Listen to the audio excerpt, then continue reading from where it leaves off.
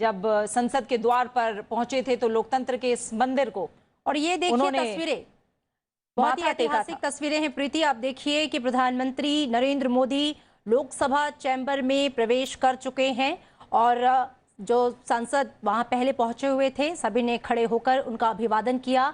और ये ऐतिहासिक तस्वीरें क्योंकि पहली बार प्रधानमंत्री नरेंद्र मोदी का लोकसभा चैम्बर में आगमन।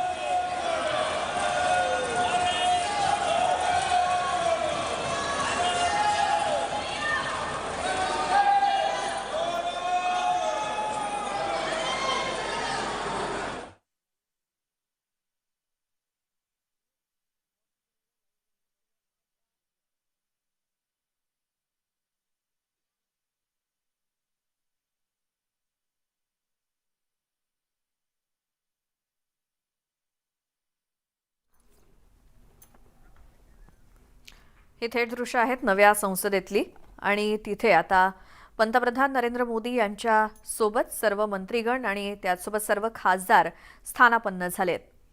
हे नवीन संसद भवन आहे ज्याची निर्मिती करण्यात आली अत्याधुनिक असं नव संसद भवन आणि त्याची उंचावरून घेतलेली ही दृश्य आहेत आणि जुन्या संसद भवनाला निरोप देताना पंतप्रधान मोदींसह अनेकांना भावना विवश झाले होते आणि आता नव्या संसदेमध्ये कामकाजासाठी सगळेच जण सज्ज आहेत। आता इथून पुढचे देशभरासाठीचे सर्व निर्णय हे याच नव्या संसद भवनातून घेतले जाणार आहेत। जुन्या संसद भवनाला निरोप देऊन संपूर्ण केंद्रीय मंत्रिमंडळ हे आणि त्यासोबत खासदार हे सगळे नव्या संसद भवनामध्ये येऊन स्थानापन्न झालेत। हीच ती नवीन संसद आहे जिथून आता यापुढे देशभराचा कारभार हाकला जाणार आहे। अतिशय अत्याधुनिक असं हे संसद भवन त्याची निर्मिती करण्यात आली आहे ज्याचं उद्घाटन काही दिवसांपूर्वी झालं आणि आज गणेश चतुर्थीच्या मुहूर्तावरती या नव्या संसद भवनामध्ये सर्व खासदारांनी मिळून प्रवेश केलाय। पंतप्रधान नरेंद्र मोदी यांच्या नेतृत्वाखाली जुन्या संसद भवनाला निरोप देण्यात आला जड अंतःकरणानं, कारण पंतप्रधान नरेंद्र मोदी यांचं भाषण जुन्या संसद भवनातून आपण ऐकलं होतं। त्यावेळी त्यांना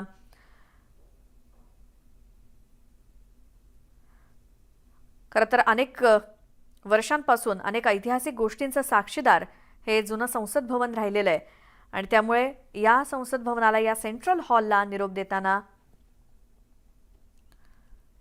अनेक जण भावनिक झाले होते, भावुक झाले होते। आणि आता ही दृश्य आहेत थेट नव्या संसदेतून जिथे सर्व खासदारांनी सर्व मंत्रिमंडळानं पंतप्रधानांच्या नेतृत्वाखाली एकत्रितरित्या नव्या संसद भवनाच्या या इमारतीमध्ये प्रवेश केला आणि आता तिथून पुढचा देशाचा कारभार यापुढे इथूनच हाकला जाईल।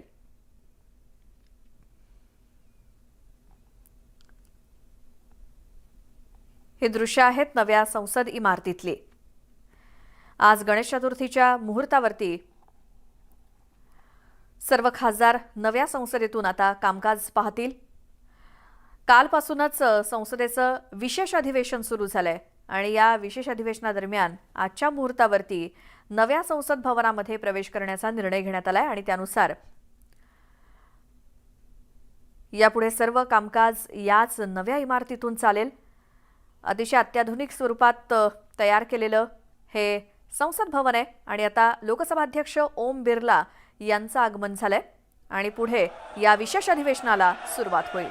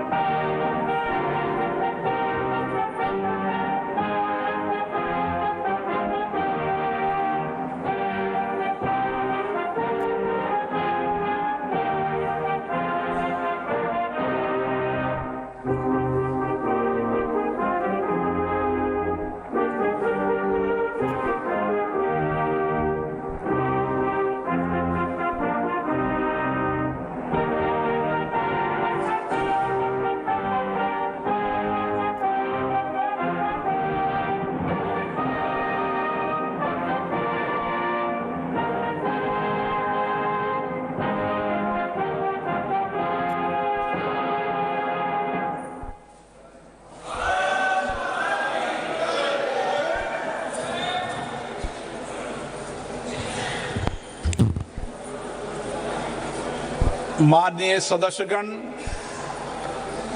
आज हमारे देश के लोकतांत्रिक इतिहास का एक अत्यंत महत्वपूर्ण दिन है, जब हम संसद के नए भवन में लोकसभा की पहली बैठक आरंभ कर रहे हैं।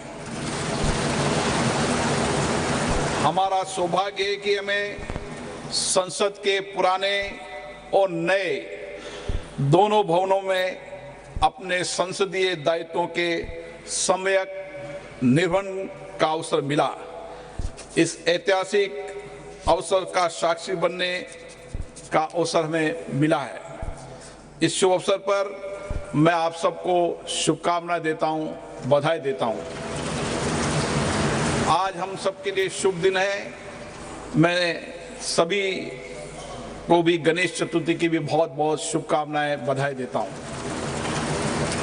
माननीय सदस्यगण, आज हम अपने देश के उन संस्थापकों, राष्ट्र निर्माताओं को स्मरण करते हैं और उन्हें श्रद्धांजलि देते हैं, जिनके संघर्ष एवं बलिदान के कारण हमें आज़ादी मिली। उन्होंने एक ऐसा संविधान दिया जो जनता को केंद्र में रखकर राष्ट्र के प्रत्येक नागरिकों की प्रगति को सुनिश्चित करता है। माननीय सदस्यगण, जो हमारी श्रेष्ठ संसदीय परंपराएं, परिपाटियां और अनुभव रहे, हम इस नए भवन में उन श्रेष्ठ परंपराओं को आगे बढ़ाएंगे। जो हमारे अच्छे अनुभव रहे उनको आगे बढ़ाएंगे और जो हमारे अच्छे अनुभव नहीं रहे उन अनुभवों को त्याग करेंगे। ये हम संसद की उच्च मर्यादा, प्रतिष्ठा कायम करें। हम नए भवन में नए विचारों के साथ लोकतंत्र की संस्कृति को, चर्चा संवाद की श्रेष्ठ परंपराओं को स्थापित करें। हम सदन में शालीनता और मर्यादा से अपने विचारों को रखें। सहमति असहमति लोकतंत्र का मूल मंत्र है, किंतु हम उसे गरिमा के साथ व्यक्त करें, मुद्दों पर चर्चा करें। हमारा यह सदन स्वस्थ चर्चा और संवाद का केंद्र बने। हमारे राजनीतिक और वैचारिक मतभेद हो सकते हैं, लेकिन हमने देश हित में एक साथ मिलकर बड़े फैसले लिए हैं। मुझे आशा है इस सदन में भी हम उसी परंपराओं का निर्वहन करेंगे। इसलिए मेरा आपसे आग्रह है कि नए भवन में हम एक ऐसे प्रतिमान स्थापित करें जिससे लोकतंत्र और लोकतांत्रिक संस्थाओं के प्रति जनता का विश्वास, भरोसा और मजबूत हो। आज हमारे सदन की गतिविधियों को सूचना प्रौद्योगिकी और नई तकनीक के माध्यम से पूरा देश देख रहा है। इसलिए हम इस नए भवन में देश की अपेक्षाओं, आकांक्षाओं के अनुरूप जनता के विश्वास और भरोसे को जीतने का प्रयास करें। उनके मुद्दे, उनकी आकांक्षाओं को जिम्मेदारी के साथ मर्यादित तरीके से सदन में रखें। माननीय सदस्यगण, सदन के सुचारू संचालन में सभी माननीय सदस्यों का सहयोग मुझे निरंतर मिलता रहा है। मुझे आशा है नए संसद भवन में भी, इस कक्ष में भी अच्छी परंपराओं और परिपाटियों को लागू करते हुए आप मुझे सहयोग करेंगे और सदन को सुव्यवस्थित नियमों, प्रक्रियाओं से चलाने में मेरा सहयोग करेंगे। हमारा यह भवन हमारी विरासत, विविधता और आधुनिकता का भव्य संगम है। रिकॉर्ड समय में इस भवन का निर्माण सुनिश्चित करने के लिए मैं माननीय प्रधानमंत्री जी का हार्दिक धन्यवाद देता हूं। मैं भवन के निर्माण में योगदान के लिए भारत सरकार, लोकसभा सचिवालय और श्रमवीर कर्मयोगियों को भी इस हार्दिक धन्यवाद देता हूं। मुझे विश्वास है आज गणेश चतुर्थी के शुभ दिन पर हम नई ऊर्जा, नई उमंग, नए उत्साह, नए सपने के साथ संसद की कार्रवाई शुरू करेंगे। मैं अब माननीय प्रधानमंत्री जी से आग्रह करूंगा कि वह सदन को संबोधित करें।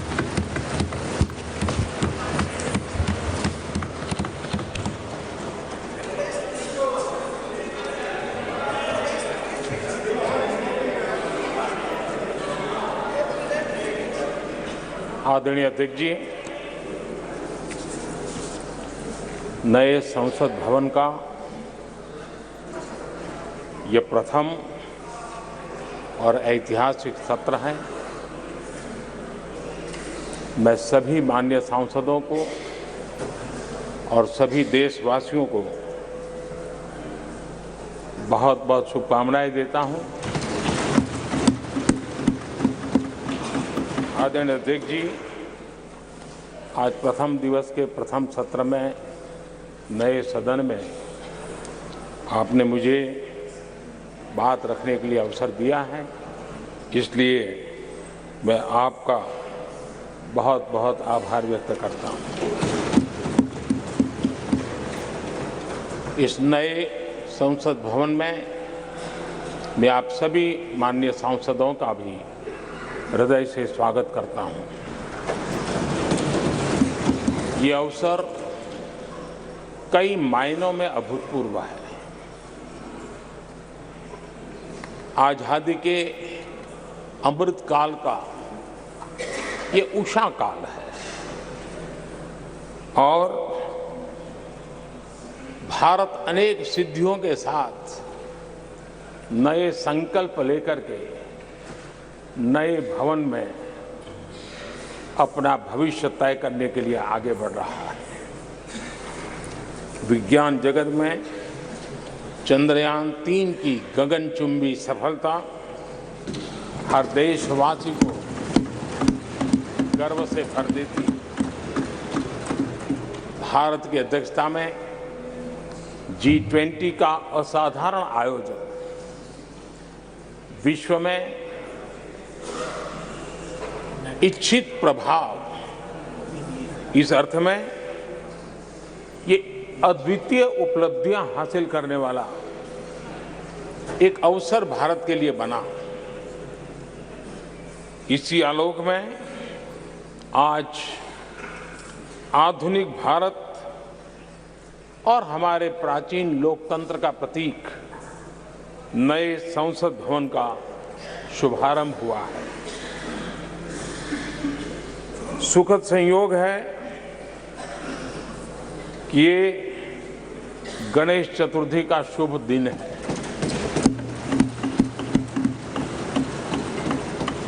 गणेश जी शुभता और सिद्धि के देवता है।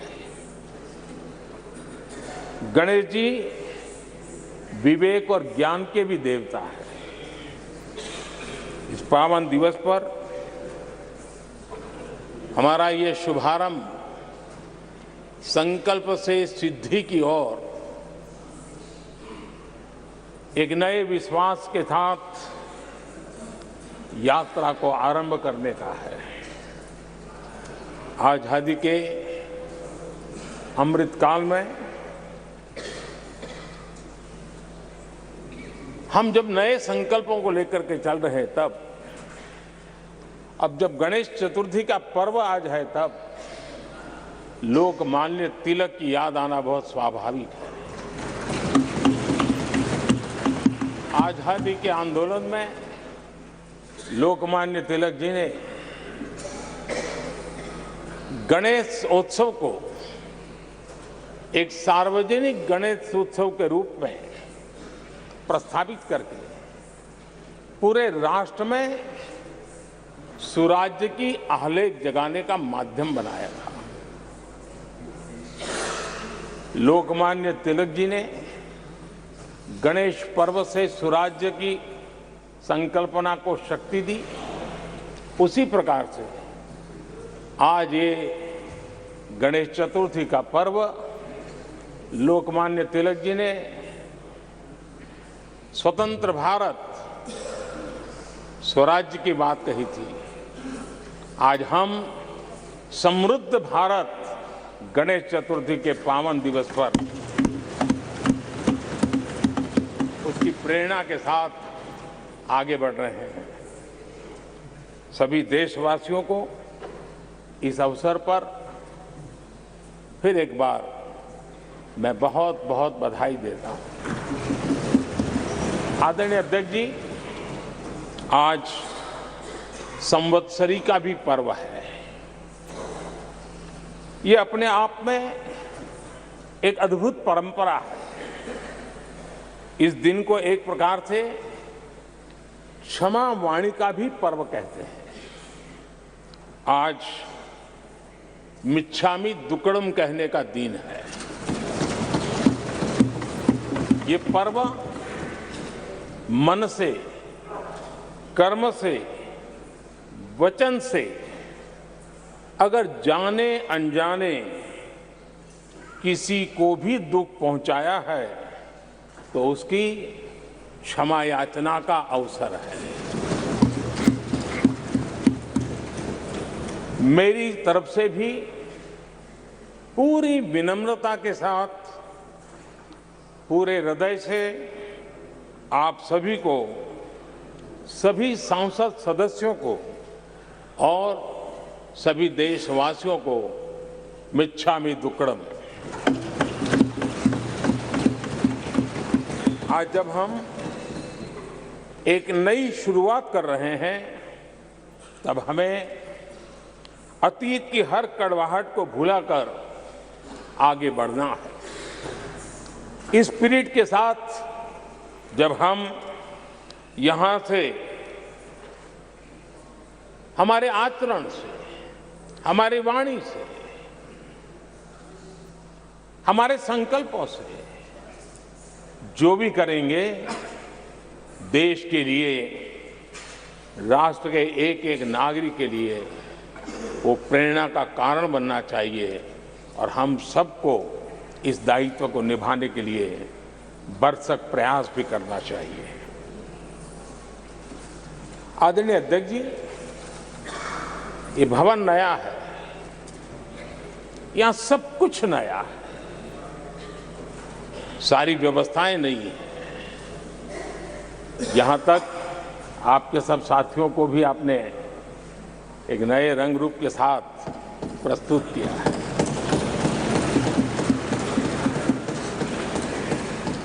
सब कुछ नया है, लेकिन यहां पर कल और आज को जोड़ती हुई एक बहुत बड़ी विरासत का प्रतीक भी मौजूद है।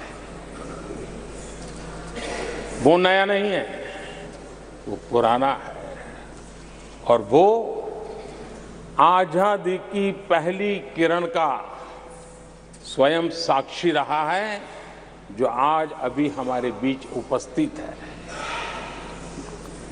वो हमारे समृद्ध इतिहास को जोड़ता है और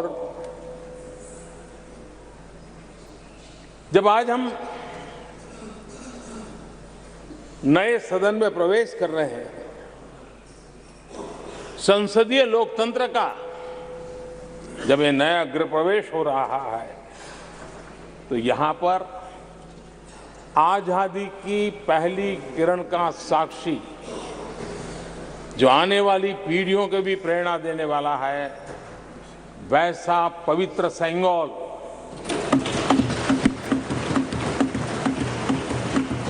और ये वो सेंगोल है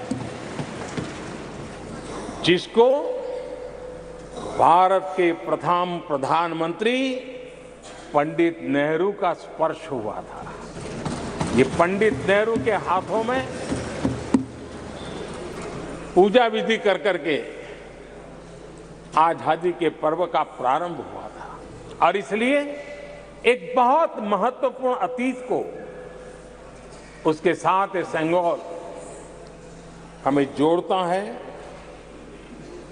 तमिलनाडु की महान परंपरा का वो प्रतीक तो है ही, देश को जोड़ने का भी, देश की एकता का भी वो प्रतीक है और हम सभी माननीय सांसदों को हमेशा जो पवित्र सेंगोल पंडित नेहरू के हाथ में शोभा देता था वो आज हम सब की प्रेरणा का कारण बन रहा है।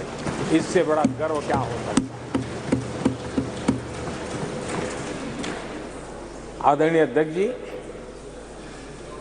नए संसद भवन की भव्यता आधुनिक भारत के महिमा को भी मंडित करती है। हमारे श्रमिक, हमारे इंजीनियर्स, हमारे कामगारों, उनका पसीना इसमें लगा है और कोरोना काल में भी उन्होंने जिस लगन से इस काम को किया है, क्योंकि मुझे कार्य जब चल रहा था तब उन श्रमिकों के बीच आने का बार बार मौका मिलता था और खास करके मैं उनके स्वास्थ्य को लेकर के उनसे मिलने आता था। लेकिन ऐसे समय भी उन्होंने इस बहुत बड़े सपने को पूरा किया। आज मैं चाहूँगा कि हम सब हमारे उन श्रमिकों का, हमारे उन कामगारों का, हमारे इंजीनियर्स का हृदय से धन्यवाद करें, हृदय से, क्योंकि उनके द्वारा निर्मित भावी पीढ़ियों को प्रेरणा देने वाला है। और 30,000 से ज्यादा श्रमिक बंधुओं ने परिश्रम किया है, पसीना बहाया है इस भव्य व्यवस्था को खड़ी करने के लिए और कई पीढ़ियों के लिए ये बहुत बड़ा योगदान है। माननीय अध्यक्ष जी, मैं उन श्रमयोगियों का नमन तो करता ही, लेकिन एक नई परंपरा का प्रारंभ हो रहा है, इसका मुझे अत्यंत आनंद है। इस सदन में एक डिजिटल बुक रखी गई है, जिस डिजिटल बुक में उन सभी श्रमिकों के पूरा परिचय इसमें रखा गया है, ताकि आने वाली पीढ़ियों को पता चलेगा कि हिंदुस्तान के किस कोने से कौन श्रमिक ने आकर के इस भव्य इमारत को, यानी उनके पसीने को भी अमरत्व देने का प्रयास इस सदन में हो रहा है। ये एक नई शुरुआत है, शुभ शुरुआत है और हम सब के लिए गर्व की शुरुआत है। मैं इस अवसर पर 140 करोड़ देशवासियों की तरफ से, मैं इस अवसर पर लोकतंत्र की महान परंपरा की तरफ से हमारे इन श्रमिकों का अभिनंदन करता हूं। आदरणीय अध्यक्ष जी, हमारे यहां कहा जाता है यद भावो तद भवति, और इसलिए हमारा भाव जैसा होता है वैसे ही कुछ घटित होता है। यद भावो तद भवति, और इसलिए हम जैसी भावना करते हैं और हम जैसी भावना करके प्रवेश किया है, मुझे विश्वास है भावना भीतर जो होगी हम भी वैसे ही खुद भी बनते जाएंगे और वो बहुत बड़ी स्वाभाविक है। भवन बदला है, मैं चाहूंगा भाव भी बदलना चाहिए, भावना भी बदलनी चाहिए।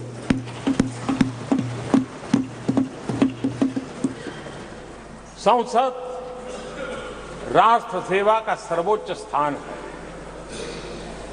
ये संसद दलहित के लिए नहीं है।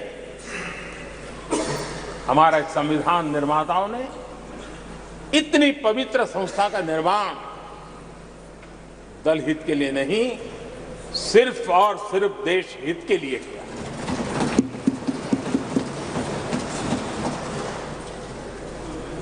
नए भवन में हम सभी अपने वाणी से, विचार से, आचार से संविधान के जो स्पिरिट है उन मानदंडों को लेकर के, नए संकल्पों के अनुसार नई भाव को लेकर के, नई भावना को लेकर के, मैं आशा करता हूं अध्यक्ष जी, आप कल भी कह रहे थे, आज भी कह रहे थे, कभी स्पष्ट कह रहे थे, कभी थोड़ा लपेट कर भी कह रहे थे, हम सांसदों के व्यवहार के संबंध में मैं मेरी तरफ से आपको आश्वासन देता हूं कि हमारा पूरा प्रयास रहेगा और मैं चाहूंगा कि सदन के नेता के नाते हम सभी सांसद आपकी आशा अपेक्षा में खरे उतरें, हम अनुशासन का पालन करें देश हमें देखता है, आप जैसा दिशा निर्देश करें। लेकिन माननीय अध्यक्ष जी, अभी चुनाव तो दूर है और जितना समय हमारे पास बचा है इस पार्लियामेंट के, मैं पक्का मानता हूं कि यहां जो व्यवहार होगा ये निर्धारित करेगा कि कौन यहां बैठने के लिए व्यवहार करता है और कौन वहां बैठने के लिए व्यवहार करता है। जो वहां ही बैठे रहना चाहता है उसका व्यवहार क्या होगा, और जो यहां आकर के भविष्य में बैठना चाहता है उसका व्यवहार क्या होगा, इसका फर्क बिल्कुल आने वाले महीनों में देश देखेगा और उनके बर्ताव से पता चलेगा, ये मुझे पूरा विश्वास है। आदरणीय अध्यक्ष जी, हमारे यहां वेदों में कहा गया है, सम्यच्च सब्रता भूत्वा वाचम वदत भद्रया, अर्थात हम सब एक मत होकर, एक समान संकल्प लेकर कल्याणकारी सार्थक संवाद करें। यहां हमारे विचार अलग हो सकते हैं, विमर्श अलग हो सकते हैं, लेकिन हमारे संकल्प एकजुट ही होते हैं, एकजुट ही रहते हैं, और इसलिए हमें उसकी एकजुटता के लिए भी भरपूर प्रयास करता रहना चाहिए। आदरणीय अध्यक्ष जी, हमारी संसद ने राष्ट्रहित के तमाम बड़े अवसरों पर ही इसी भावना से काम किया है। न कोई इधर का है न उधर का है, सब कोई राष्ट्र के लिए करते रहे। मुझे आशा है कि इस नई शुरुआत के साथ इस संवादीय के वातावरण में और इस संसद के पूरे डिबेट में हम उस भावना को जितनी ज्यादा मजबूत करेंगे, हमारी आने वाली पीढ़ियों को अवश्य हम प्रेरणा देंगे। संसदीय परंपराओं की जो लक्ष्मण रेखा है, उन लक्ष्मण रेखा का पालन हम सबको करना चाहिए, और वो स्पीकर महोदय की अपेक्षा को हमें जरूर पूरा करने की कोशिश करनी चाहिए। आदरणीय अध्यक्ष जी, लोकतंत्र में राजनीति, नीति और शक्ति का इस्तेमाल ये समाज में प्रभावी बदलाव का एक बहुत बड़ा माध्यम होता है, और इसलिए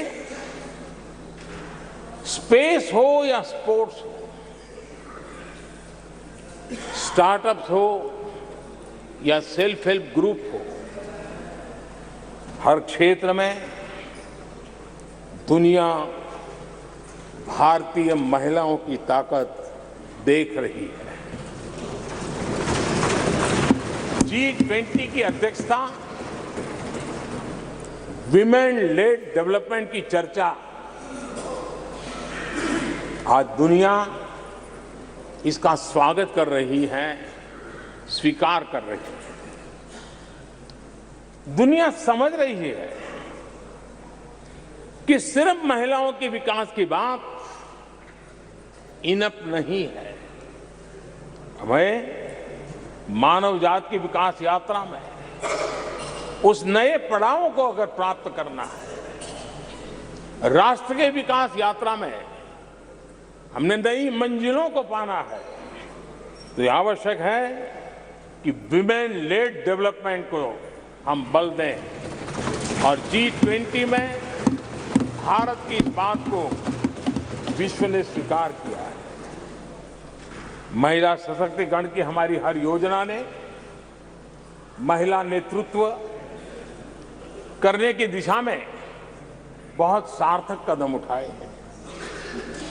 आर्थिक समावेश को ध्यान में रखते हुए जनधन योजना शुरू की। 50 करोड़ लाभार्थियों में से भी अधिकतम महिला बैंक अकाउंट के धारक बनी है। ये अपने आप में बहुत बड़ा परिवर्तन भी है, नया विश्वास देता है। जब मुद्रा योजना रखी, ये देश गर्व कर सकता है कि उसमें बिना बैंक गारंटी 10 लाख रुपए की लोन देने की योजना, और उसका लाभ पूरे देश में सबसे ज्यादा महिलाओं ने उठाया। महिला एंटरप्रेन्योर का एक पूरा वातावरण देश में नजर आया। पीएम आवास योजना, पक्के घर, ये भी उसकी रजिस्ट्री ज्यादातर महिलाओं के नाम हुई, महिलाओं का मालिकाना हक बना। आदरणीय अध्यक्ष जी, हर देश की विकास यात्रा में ऐसे माइलस्टोन आते हैं जब वो गर्व से कहता है कि आज के दिन हम सब ने नया इतिहास रचा है। ऐसे कुल पल जीवन में प्राप्त होते हैं। और आदरणीय अध्यक्ष जी, नए सदन के प्रथम सत्र के प्रथम भाषण में मैं बड़े विश्वास और गर्व से कह रहा हूं कि आज की ये पल, आज का ये दिवस, संवत्सरी हो, गणेश चतुर्थी हो, उससे भी आशीर्वाद प्राप्त करते हुए इतिहास में नाम दर्ज करने वाला समय है।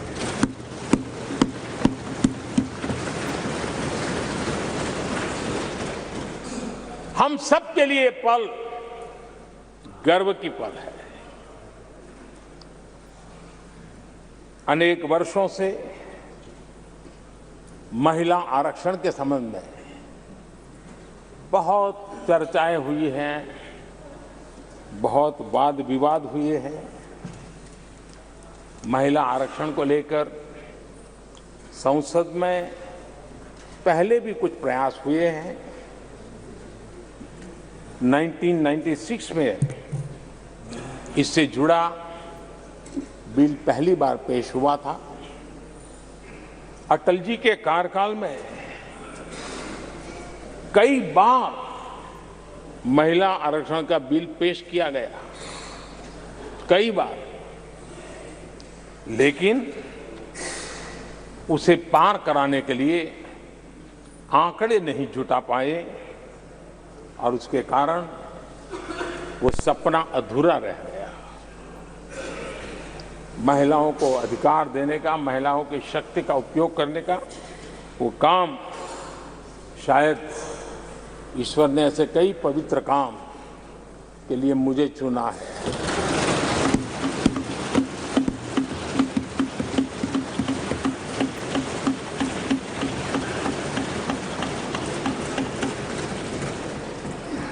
एक बार फिर हमारी सरकार ने इस दिशा में कदम बढ़ाया है।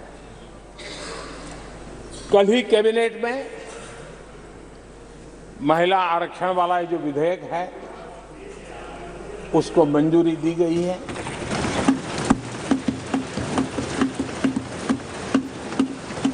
आज 19 सितंबर की ये तारीख इसीलिए इतिहास में अमरत्व को प्राप्त करने जा रहे हैं। आज जब महिलाएं हर सेक्टर में तेजी से आगे बढ़ रही हैं, नेतृत्व कर रही है, तो बहुत आवश्यक है कि नीति निर्धारण में, पॉलिसी मेकिंग में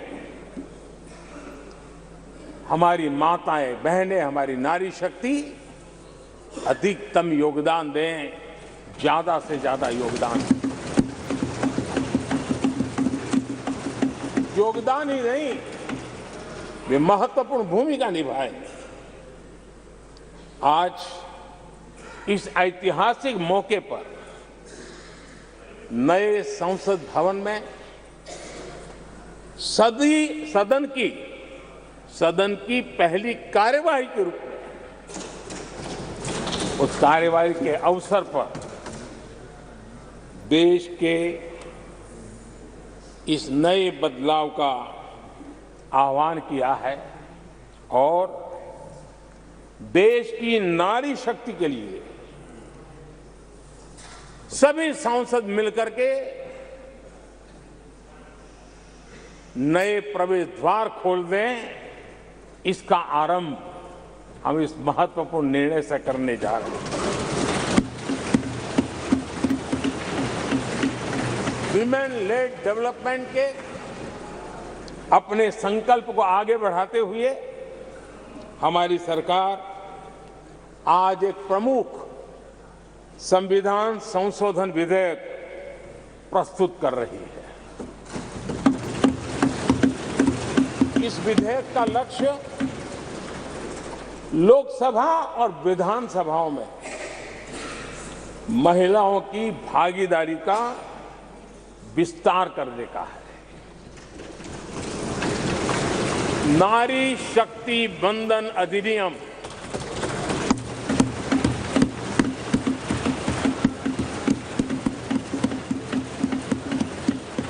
नारी शक्ति बंधन अधिनियम इसके माध्यम से हमारा लोकतंत्र और मजबूत होगा। मैं देश की माताओं, बहनों, बेटियों को नारी शक्ति बंधन अधिनियम के लिए बहुत बहुत बधाई दूंगा। मैं सभी माताओं, बहनों, बेटियों को आश्वस्त करता हूं कि हम इस बिल को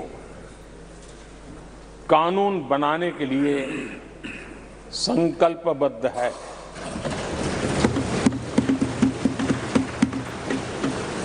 मैं इस सदन में सभी साथियों से आग्रहपूर्वक निवेदन करता हूं, आग्रह भी करता हूं और जब एक पावन शुरुआत हो रही है, पावक विचार हमारे सामने आया है, तो सर्वसम्मति से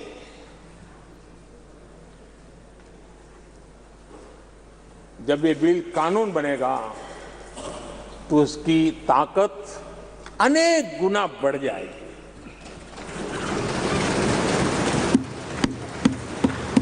और इसलिए मैं सभी माननीय सांसदों से, दोनों सदन के सभी माननीय सांसदों से इसे सर्वसम्मति से पारित करने के लिए प्रार्थना करते हुए आपका आभार व्यक्त करता हूं कि इस नए सदन के प्रथम सत्र में मुझे आपने मेरी भावनाओं को व्यक्त करने का अवसर दिया। बहुत बहुत धन्यवाद।